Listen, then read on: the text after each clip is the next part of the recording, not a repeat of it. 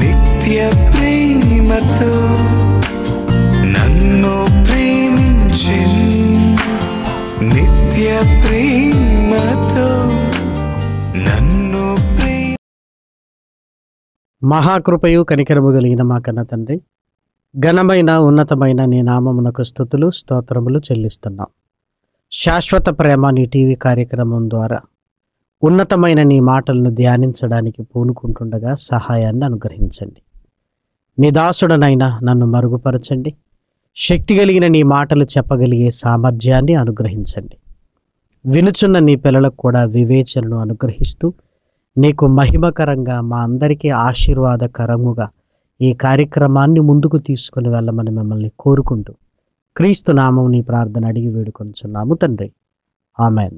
ప్రేమన దేవుని వర్లారా, దేవుని అపారమైన ప్రేమను బట్టి, ఆయన ఉన్నతమైన కృపను బట్టి ఎంతగానో సంతోషిస్తూ మనందరి తండ్రి అయిన దేవునికి క్రీస్తు పేర కృతజ్ఞతాస్తుతులు చెల్లించుచున్నాను. దేవుని పిల్లలైన మీ అందరికీ కూడా క్రీస్తు పేర శుభములు వందనములు తెలియజేసుకుంటూ, మానవ జీవితంలో నిర్లక్ష్యంతో మనం పోగొట్టుకున్నవి చాలా ఉంటాయి. చదువులలో నిర్లక్ష్యం చేసి ఈరోజు బాధపడుతున్న అనేకులు మనకు తారసపడుతుంటారు. అప్పుడే నేను బాగా చదువుకుని ఉంటే ఈరోజు నా పరిస్థితి మరొకలా ఉండేది అని. పరీక్షకు ఆలస్యంగా వెళ్ళి అయ్యో ఈ నిర్లక్ష్యం వల్ల సంవత్సరం అంతా చదివిన చదువు వ్యర్థమైపోయింది అని దుఃఖపడుతున్నవారు అనేకులను మనం చూస్తుంటాం. సోమరితనంతో నిర్లక్ష్యముతో ఉద్యోగాలను పోగొట్టుకున్న వారు కూడా బోల్డంత మంది ఉంటారు. అయ్యో అనేకులు ఉద్యోగాల కొరకు ఎదురు చూస్తున్నప్పుడు నిర్లక్ష్యంతో వీడు ఉద్యోగాన్ని పోగొట్టుకున్నాడు అని మనం కూడా బాధపడుతుంటాం. ఇలా ఒకటేమిటి, నిర్లక్ష్యం అనేది మానవ జీవితాన్ని నాశనం చేస్తుంది. నిర్లక్ష్యంగా డ్రైవింగ్ చేస్తూ ప్రాణాలు కోల్పోయిన వారు, వైకల్యముతో ఉన్నవారు కూడా బోల్డంత మంది మనకు కనపడుతుంటారు. ఈ నిర్లక్ష్యం కేవలం మనిషి జీవితంలోనే ఉందా అని మనం ఆలోచించగలిగితే కేవలం మనిషి బ్రతుకుతున్న కాలములో మాత్రమే కాదు, మనిషి దేవుణ్ణి నమ్మటంలో కూడా నిర్లక్ష్యంగా ఉన్నాడు. తన రోజువారీ జీవితంలో నిర్లక్ష్యంగా ఉంటేనే ఎన్నో పోగొట్టుకున్నాను అని బాధపడుతున్న మనిషి దేవుని విషయంలో కూడా నిర్లక్ష్యంగా ఉన్నాడు అంటే ఏం పోగొట్టుకుంటున్నాడో దాని విలువేంటో ఈరోజు మనిషికి తెలియట్లేదు. దయచేసి ఏ విషయంలో మనిషి నిర్లక్ష్యంగా ఉన్నాడో లేఖనాలలోనికి వెళ్ళి మనం చూడగలిగితే, హెబ్రీయులకు రాసిన పత్రిక 2వ అధ్యాయము 3వ వచనాన్ని దయచేసి చూడండి. ఎంత గొప్ప రక్షణను మనము నిర్లక్ష్యము చేసిన ఎడల ఎలాగూ తప్పించుకొందుము. మనిషి దేనిని నిర్లక్ష్యం చేస్తున్నాడు అంటే ఇంత గొప్ప రక్షణను నిర్లక్ష్యము చేసిన ఎడలా. దయచేసి మీరు ఆలోచించండి. రక్షణ అనగానే యేసు క్రీస్తును విశ్వసించి మారు మనసు పొంది పాప క్షమాపణ నిమిత్తము బాప్తిస్మము పొంది రక్షణలోనికి రావటం. లోకంలో ఉంటున్న మనము సంఘములో ఆయన కుమారుడుగా కుమార్తెగా యేసుక్రీస్తు యొక్క శరీరములో ఒక అవయవముగా మారటం. కానీ నిర్లక్ష్యము చేస్తున్నాడు. ఈ మాట పౌలు గారు పరిశుద్ధాత్మ ప్రేరణతో వ్రాస్తున్నాడు. ఇంత గొప్ప రక్షణను నిర్లక్ష్యము చేసిన ఎడల ఎలాగూ తప్పించుకుందాం. దేని నుంచి తప్పించుకోవాలని ఈ రక్షణ? మరణం తర్వాత ఒక అగ్నిగుండం, కోటాను కోట్ల సంవత్సరాల భయంకరమైన శిక్ష అని లేఖనాలు సెలవిస్తున్నాయి. ఆ రాబోతున్న ఉగ్రత నుంచి తప్పించడానికే యేసుక్రీస్తు భూమి మీదికి వచ్చాడు. కాబట్టి ఈ రక్షణ దేనికి అంటే మరలా పరలోకానికి వెళ్ళగలుగుటకు, నరకములో నుండి తప్పించుకొనుటకు. ప్రియమైన వారలారా, మరి ఇంత భయంకరమైన స్థితిగతులు మరణం తర్వాత ఉన్నవని మనిషికి అర్థం కాక చనిపోయిన తర్వాత ఏముంది, ఎవరు చూశారు అని నిర్లక్ష్యంగా మాట్లాడుతూ రక్షణకు దూరంగా ఉంటున్నవారు ఈరోజు అనేకులున్నారు. ప్రేమన వారలారా, ఎందుకు రక్షణలోనికి రావటం లేదు అంటే అనేక కారణాలు చెప్తుంటారు. నేను బిజీ, లేదు అంటే ఆలోచిస్తాను, అయినా రక్షణ పొందాలి అన్నది ఏముంది? దానిని చాలా చిన్నగా మాట్లాడుతున్న వారు కూడా ఈరోజు లోకంలో ఉన్నారు. ఇంకా నేను చేయవలసిన పాపాలు ఇంకా కొన్ని ఉన్నవి. ఒకవేళ నేను రక్షణలోనికి వచ్చిన తర్వాత అన్నీ మానివేయాలేమో, అది నా వల్ల కాదు. పొందబోయే శిక్ష, రాబోతున్న ఉగ్రతను ఆలోచిస్తే ఇవి సమాధానాలేనా? దయచేసి మీరు ఆలోచించండి. మనుషులు ఎలా నిర్లక్ష్యంగా ఉన్నారో లేఖనాలలోనికి వెళ్ళి మనం ఆలోచించగలిగితే, మార్కు గారు రాసిన సువార్త 6వ అధ్యాయము 20వ వచనం. ఎందుకనగా యోహాను నీతిమంతుడును పరిశుద్ధుడునగు మనుషుడని హేరోదు ఎరిగి అతనికి భయపడి అతన్ని కాపాడుచూ వచ్చెను. మరియు అతని మాటలు వినినప్పుడు ఏమి చేయను తోచకపోయినను సంతోషముతో వినుచుండెను. ఇక్కడ హేరోదును గమనించండి. యోహాను గారు హేరోదును గద్దించాడు అతను చేసిన పాపపు పనికి.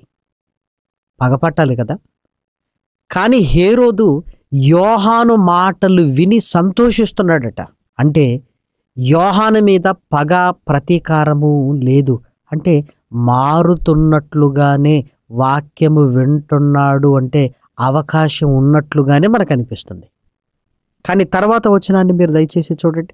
అయితే తగిన దినం ఒకటి వచ్చెను, ఎట్లనగా హేరోదు తన జనన దినోత్సవమందు తన ప్రధానులకును సహస్రాధిపతులకును గలిలయ దేశ ప్రముఖులకును విందు చేయించెను. అప్పుడు హేరోదియ కుమార్తె లోపలికి వచ్చి నాట్యమాడి హేరోదును అతనితో కూడా పంక్తిని కూర్చున్న వారిని సంతోషపరిచెను. ఇక్కడ జాగ్రత్తగా మీరు ఆలోచించగలిగితే యోహాను గారి మాటలు వింటూ సంతోషపడుతున్నాడు. హేరోదియ కుమార్తె నాట్యాన్ని చూసి మరలా సంతోషపడుతున్నాడు. ఈ స్వభావాన్ని మీరు చూడండి. అంటే దేవుని మాటలు రక్షణ కొరకు ప్రేరేపిస్తున్న మరలా లోక సంబంధమైన ఆనందాన్ని కూడా మరలా పొందుకుంటున్నాడు. అంటే రక్షణను నిర్లక్ష్యము చేస్తున్నాడు. రాజైనా మహారాజైనా మనిషిగా పుట్టిన ప్రతి ఒక్కరికి రక్షణ అవసరమే. గొప్పవాడు గనక ఈయనకు రక్షణ అవసరం లేదు అనటానికి వీలు లేదు. దేవుని కంటే గొప్పవారు ఎవరు లేరు. ప్రేమన వారలారా, మనుషులందరూ పాపము చేసి అని రాయబడింది. కాబట్టి హేరోదు అయినంత మాత్రాన ఆయనకు రక్షణ అవసరము లేదు అనటానికి వీల్లేదు. యోహాను గారి మాటలు విని సంతోషపడుతున్నప్పుడు ఆ మాటల లోతుల్లోనికి వెళ్ళి తప్పును అర్థం చేసుకొని సరిదిద్దుకొని రక్షణలోనికి రావాలి కదా. విని సంతోషిస్తున్నాడంతే, కానీ రక్షణ విషయంలో మాత్రం నిర్లక్ష్యమే చేస్తున్నాడు. మరలా హేరోదియ కుమార్తె నాట్యమాడినప్పుడు చూచి మరలా సంతోషిస్తున్నాడు. ఈరోజు అలాంటి వారే ఈరోజు అనేకులు లోకంలో ఉన్నారు. వాక్యాన్ని వినకుండా ఉండరు. మరి విన్నారు కదా, రక్షణలోనికి వస్తారు కదా అనుకుంటే రక్షణలోనికి రారు, మరలా లోకంలో ఆనందిస్తుంటారు. పైగా ఏమంటారు, వాక్యం నేను కూడా వింటానండి, నేను కూడా ప్రార్థన చేసుకుంటానండి, నేను కూడా దేవాలయానికి వెళతానండి, అప్పుడప్పుడు సభలకు వస్తానండి, అమ్మో దేవుడు గొప్పవాడండి, వాక్యము గొప్పది అని మాట్లాడుతుంటారు. రక్షణను మాత్రం నిర్లక్ష్యము చేస్తూనే ఉంటారు. ప్రేమన దేవుని పిల్లలారా, బోళ్ళంతమంది కనపడుతుంటారు. ఏం ధైర్యంతో నిర్లక్ష్యం చేస్తున్నాం? రేపు అనేది ఉందో లేదో తెలియని ఊగిసలాట మధ్య బ్రతుకులు కదా మనవి. మన కళ్ళ ముందే అందరూ మరణించి తరలి తరలి వెళ్ళిపోతున్నారు కదా శ్మశానాలకు. మరి నీకేం ధైర్యం? వయసును బట్ట, హోదాను బట్ట, సంపాదనను బట్ట, ఆస్తులను బట్ట, అంతస్తులను బట్ట, దేనిని బట్టి ధైర్యం? లేదు అంటే డాక్టర్లు ఏమైనా నువ్వు చావవు అని తెలియజేశారా? లేదే. ప్రేమన దేవుని పిల్లలారా, హేరోదు మనస్తత్వాన్ని ఈరోజు చాలామంది కలిగి ఉన్నారు. వాక్యాన్ని విని సంతోషిస్తుంటారు, మరలా లోకములోనికి వెళ్ళి ఈ సంతోషంలో కూడా పాలిభాగాన్ని పొందుకుంటూ రక్షణను నిర్లక్ష్యం చేస్తారు. అంటే వీళ్ళ ఉద్దేశం ఏంటంటే రక్షణలోనికి వస్తే లోకపు ఆనందాలను వదులుకోవాలి. పోనీ లోకములోనే ఉండరాదు మరి, మరలా దేవుని వాక్యాన్ని విని కూడా మరలా ఆనందిస్తారు, వాక్యము గొప్పది అంటారు. రెండు పడవలలో కాలు వేసినట్లుగా అటు లోకములోను ఇటు దేవునిలోను ఇదిగో మేము వాక్యం వింటున్నాము అన్నట్లుగా మరలా లోకంలో ఉంటూ ఉంటారు. రక్షణను నిర్లక్ష్యము చేస్తున్నాం ప్రేమను వారలారా. ఇలాంటి మనస్తత్వాలు కలిగి ఉంటే ప్రేమను వారలారా, దయచేసి నీ మనసులో ఒకటే స్థిరం ఉండాలి. దేవుడు నిన్ను ప్రేరేపిస్తున్నప్పుడు, వాక్యమందు సంతోషము కలుగుతున్నప్పుడు, వాక్యము వింటున్నప్పుడే ఇంత సంతోషం కలుగుతున్నప్పుడు నువ్వు మారితే ఇంకెంత సంతోషం కలుగుతుంది అని, రక్షణ వైపుకు రావాలి అని ఈరోజు దయచేసి మనం ఆలోచించాలి ప్రేమను వారలారా. అదేవిధంగా లేఖనాలలోనికి వెళ్ళి మనం చూడగలిగితే అపోస్తల కార్యములు 24వ అధ్యాయము 25వ వచనం. అప్పుడతడు నీతిని గూర్చియు ఆశా నిగ్రహమును గూర్చియు రాబోవు విమర్శను గూర్చియు ప్రసంగించుచుండగా ఫెలిక్సు మిగుల భయపడి, ఇప్పటికీ వెళ్ళుము, నాకు సమయమైన నిన్ను పిలువనంపింతునని చెప్పెను. తరువాత పౌలు వలన తనకు ద్రవ్యము దొరుకునని ఆశించి మాటి మాటికి అతన్ని పిలిపించి అతనితో సంభాషణ చేయుచుండెను.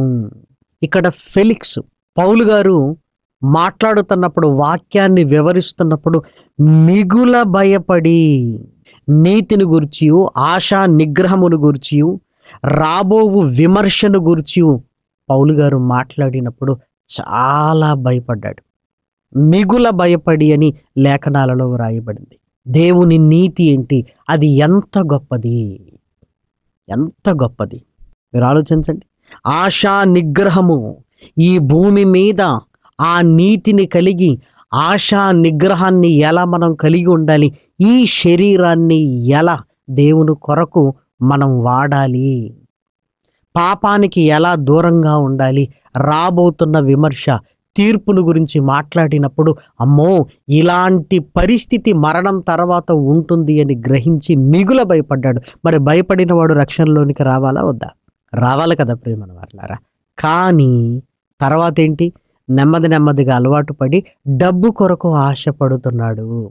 దేవుడు రక్షణ కొరకు ప్రేరేపిస్తున్నప్పుడు ఆ భయాన్ని బట్టి రక్షణలోనికి రావలసిన వాడు ద్రవ్యము కొరకు ఆలోచన కలిగి ఉన్నాడు. చూడండి, ద్రవ్యము కొరకు రక్షణ నిర్లక్ష్యమవుతుంది.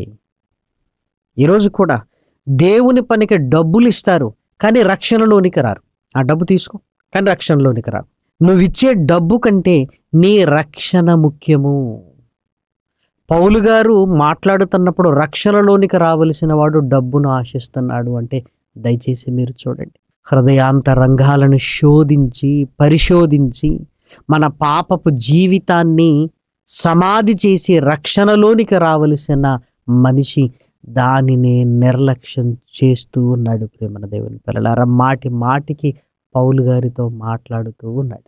డబ్బు కొరకు దేవుడంటే అంత ఇష్టం ఉన్నప్పుడు మనిషి చేసే సహాయము కంటే నువ్వు రక్షణలోనికి రావటం అనేది చాలా ప్రాముఖ్యమైంది. దానిని గురించి ఆలోచించారు. అంటే లాభపడితే చాలు అన్నట్లుగా ఆ వాక్యం వింటాం. మాకేమిస్తారు?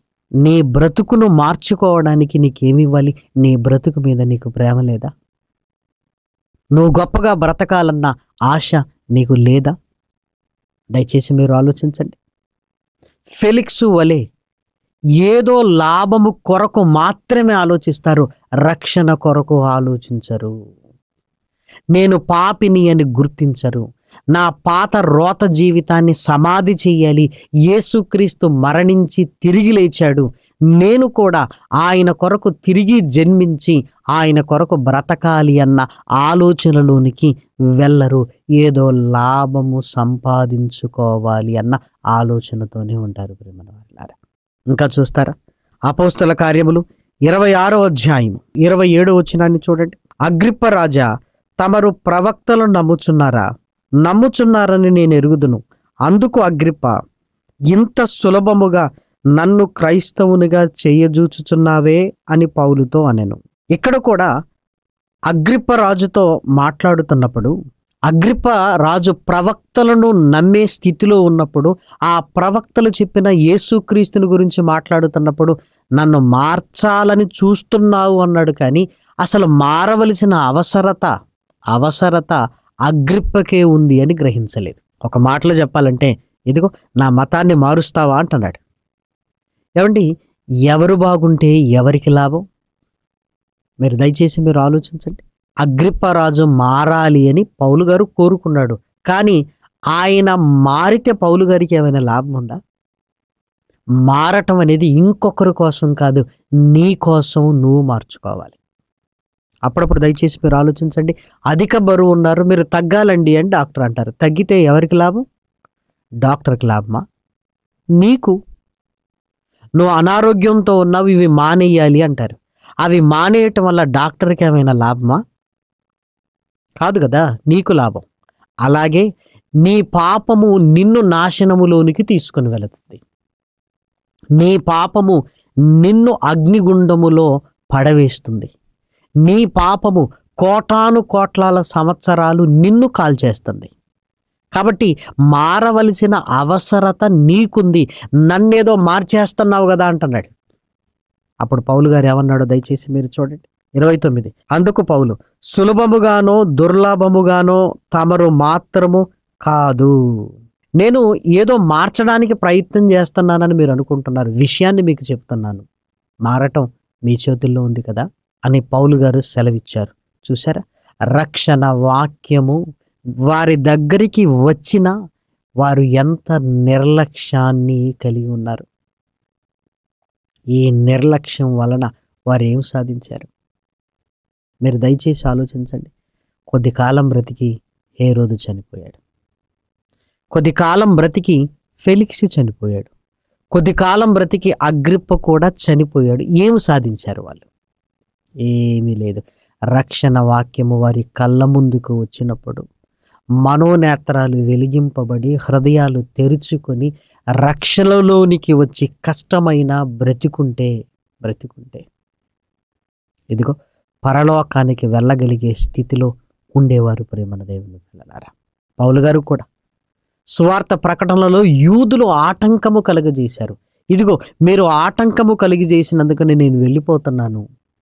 మనిషి రక్షణ వాక్యానికి ఆటంకము కలిగిస్తూ రక్షణ పొందటానికి నిర్లక్ష్యాన్ని కలిగి ఉంటున్నాడు. రక్షణ వెనకాల ఏదో లాభం అనుకుంటున్నాడు. రక్షణ వలన పరలోకానికి వెళ్ళే స్థితి మనకు కలుగుతుంది ప్రేమన దేవుని పిల్లలారా.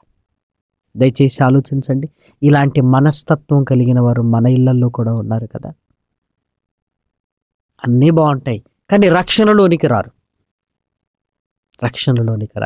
కానీ రక్షణ అనేది చాలా ప్రాముఖ్యమైనది. అది లేకపోతే మనం ఎన్ని చేసినా ప్రయోజనము లేదు. పాపము నుంచి బయటపడటం అనేది అత్యవసరం ప్రియమైన దేవుని పిల్లలారా. డాక్టర్లు అప్పుడప్పుడు చూడండి, ముందుగా ఆ కణితిని తొలగించాలి, ముందుగా ఆ గడ్డని తీసివేయాలి. అది ఉన్నంత వరకు చాలా ప్రమాదం అని ఎలా మాట్లాడుతుంటారో అలాగే పాపము నీలో నాలో ఉన్నంత కాలం అది చాలా ప్రమాదము. అందులో నుంచి నువ్వు బయటపడాలి. అందులో నుంచి బయటపడటం అంటే అదే విమోచన. అందులో నుంచి బయటపడటం అంటే యేసుక్రీస్తు రక్తము ద్వారా ఆ పాపములకు క్షమాపణ పొందుకొని తిరిగి జన్మించాలి. తిరిగి జన్మిస్తే ఆ పాపములకు మనకు సంబంధము లేదు. యేసుకు రక్తములో కడగబడతాయి. నికోదేముతో ఆయన చెప్పిన మాట అదే, మరలా జన్మించాలి. ఒకడు నీటి మూలముగాను ఆత్మ మూలముగాను జన్మించితేనే గాని పరలోక రాజ్యములో ప్రవేశింపడని నీతో నిశ్చయముగా చెప్పుచున్నాను అన్నాడు. దయచేసి మీరు ఆలోచించండి లేఖనాలను. కాబట్టి ఇప్పటి వరకు ఆ రక్షణను నిర్లక్ష్యము చేసేవేమో, ఇక మీదట నిర్లక్ష్యము చెయ్యటానికి వీలు లేదు. ఎందుకంటే ధనవంతుడు బ్రతికున్నప్పుడు నిర్లక్ష్యం చేశాడు. లాజరు ఎందుకు అలా బ్రతుకుతున్నాడు, లాజరు దేవుని కొరకు ఎందుకు బ్రతుకుతున్నాడు అని ఆలోచన లేదు. తద్వారా ఎంత నష్టపోయాడో అతని కన్నీళ్లు లేఖనాలలో వ్రాయబడిన మాట మనం చూడగలిగితే లూకా సువార్త 16వ అధ్యాయము 24వ వచనాన్ని చూడండి. తండ్రివైన అబ్రహామా, నా యందు కనికరపడి తన వ్రేలి కొనను నీళ్లలో ముంచి నా నాలుకను చల్లార్చుటకు లాజరును పంపుము. నేను ఈ అగ్నిజ్వాలల్లో యాతన పడుచున్నాను అని కేకలు వేసి చెప్పెను.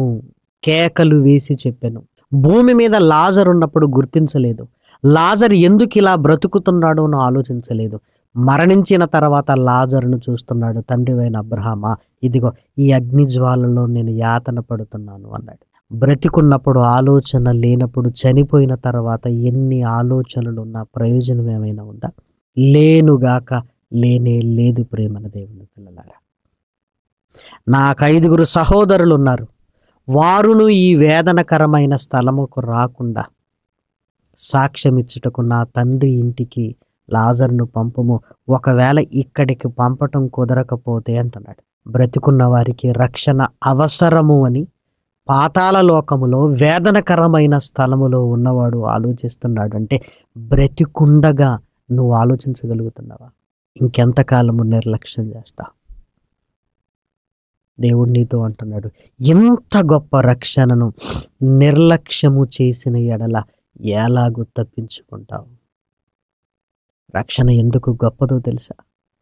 పరలోకాన్ని విడిచిపెట్టి మనలాంటి ఆకారాన్ని ధరించుకుని పాపము చెయ్యకుండా ఆయన బ్రతికి తన పవిత్రమైన రక్తాన్ని శిలువలో ధారపోశాడు.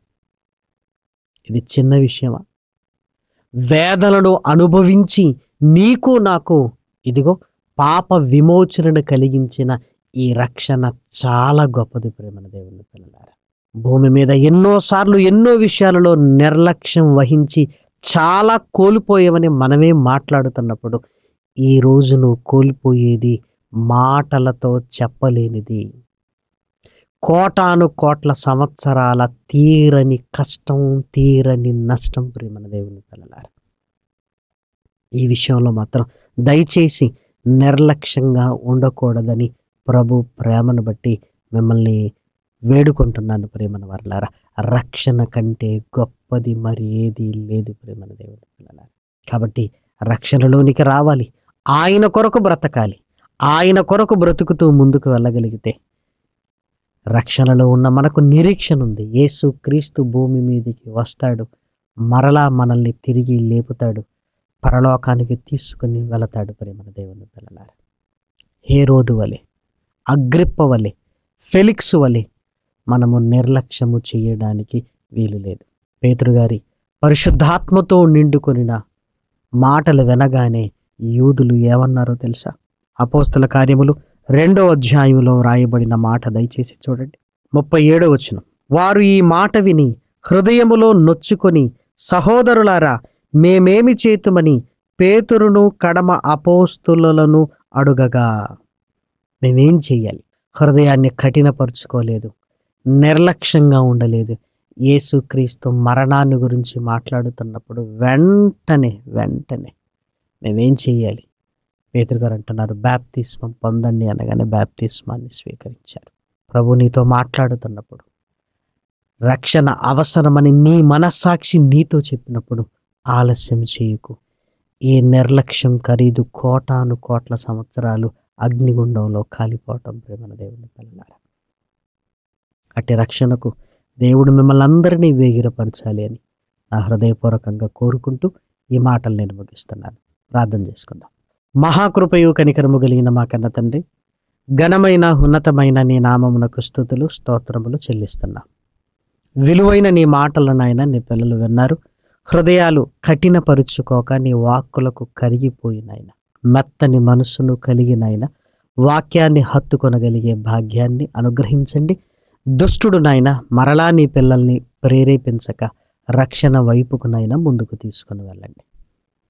చిన్న చిన్న జీవితాలు కలిగిన మేము నాయన మేలుకొలుపు కలిగి రక్షణతో నాయన నీ కుమారుడైన యేసుక్రీస్తు 2వ రాకడ కొరకు సిద్ధపడగలిగే భాగ్యాన్ని అనుగ్రహించమని మిమ్మల్ని బ్రతిమిలాడుతూ ప్రాధేయపడుతున్నాం. విలువైన నీ మాటలతో నాయన మమ్మల్ని సంధించండి. నీ మాటలతో నాయన తండ్రి, నీ పిల్లలైన మమ్మల్ని అందరినీ ఆకర్షించమని మిమ్మల్ని కోరుకుంటున్నాను. శాశ్వత ప్రేమ కార్యక్రమాల కొరకు ఇదివరకు సహాయం చేసిన నీ పిల్లలను నాయన దీవించండి. వారి ఫలాన్ని నాయన వారికి అనుగ్రహించండి. ప్రస్తుత కార్యక్రమాల కొరకు సహకరిస్తున్న నీ పిల్లలను కూడా నాయన జ్ఞాపకం చేసుకోండి. కష్టార్జితానికి నాయన ఆశీర్వాదాన్ని అనుగ్రహించండి. ప్రార్థనా సహాయాన్ని కోరిన నీ పిల్లల్ని జ్ఞాపకం చేసుకోండి.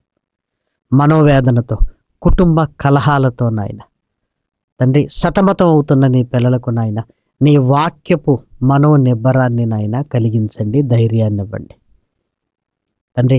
నీ ఆత్మ సహాయముతో నాయన ముందుకు నడిపించండి. గర్భ ఫలాల కొరకు ఎదురు చూస్తున్న నీ పిల్లలకు గర్భ ఫలాలను అనుగ్రహించండి తండ్రి. యవన కాలములో ఉంటున్న నీ పిల్లలకు నాయన నీ కాడిని మొయ్యాలి అన్న ఆలోచనలోనికి తీసుకుని రమ్మని మిమ్మల్ని ప్రాధేయపడుతున్నా తండ్రి. ఇదిగో నాయన, ఈ రెండవ రాకడకు సూచనలుగా కనపడుతున్న ఈ కాలాలలో నాయన భక్తితోనూ నాయన అనింద్యులుగా నాయన నీ కొరకు బ్రతకగలుగునట్లుగా నాయన సహాయాన్ని అనుగ్రహించమని బ్రతిమలాడుతూ ప్రాధేయపడుతూ క్రీస్తు నామం నీ ప్రార్థన అడిగి వేడుకొనుచున్నాము తండ్రి, ఆమేన్. పరమ తండ్రి అయిన దేవుని ప్రేమయు, కుమారుడైన యేసు క్రీస్తు కృపయు, పరిశుద్ధాత్మ యొక్క అన్యోన్యమైన సహవాసం ఇప్పుడును ఎల్లప్పుడూ సదాకాలము దేవుని పిల్లలైన మనందరికీ తోడయుండును గాక, ఆమేన్. ప్రేమకు సాటి వేరెవ్వరు, నీ ప్రేమకు సాటి వేరెవ్వరు, ప్రేమకు సాటి వేరెవ్వరు, నీ ప్రేమకు సాటి వేరెవ్వరు. ప్రేమ స్వరూపి నా